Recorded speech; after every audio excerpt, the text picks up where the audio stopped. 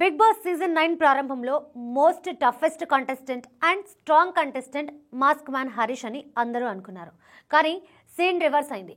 తను వెళ్ళిన నుండి హౌస్ మేట్స్తో సరిగ్గా మాట్లాడింది లేదు, కబుర్లు చెప్పింది లేదు, ఎంతసేపు లోన్లీగా ఉండడం, ఇలా ప్రతిదీ నెగిటివ్గానే పోర్ట్రే అయింది. 4వ వారం హౌస్ నుండి మాస్క్ మ్యాన్ హరీష్ ఎలిమినేట్ అయ్యాడు. అతను కొందరికి బ్లాక్ మాస్క్ అండ్ అలాగే వైట్ మాస్క్ ఇచ్చాడు. హరీష్ ఎలిమినేషన్ అని నాగార్జున అన్నాక హౌస్ మేట్స్ ఎవ్వరూ బాధపడలేదు. అంటే అతను హౌస్లో ఉండడం కంటే వెళ్ళిపోతేనే బాగుంటుందని అందరూ అనుకున్నారు. ఇక నాగార్జున అయితే డైరెక్ట్గా ఓ మాట అనేశాడు. హౌస్లో సోఫాలు, ఫ్రిడ్జ్, టేబుల్స్ ఎలానో నువ్వు కూడా అలానే అని వీకెండ్ ఎపిసోడ్లో నాగార్జున అన్నాడు. అయితే మాస్క్ మ్యాన్ ఎలిమినేషన్ అయ్యాక బజ్ ఇంటర్వ్యూ చేశాడు శివాజీ.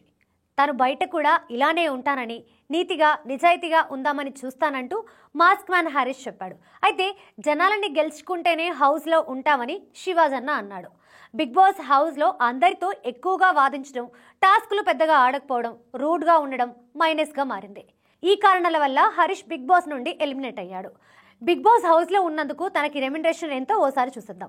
బిగ్ బాస్ హౌస్లో పాల్గొన్నందుకు హరీష్కు వారానికి 60,000 వరకు రెమ్యునరేషన్ ఇచ్చినట్లు తెలుస్తోంది. 4 వారాలు హౌస్లో ఉన్న మాస్క్ మ్యాన్ హరీష్ సుమారుగా 28 లేదా 29 రోజుల పాటు ఉన్నాడు.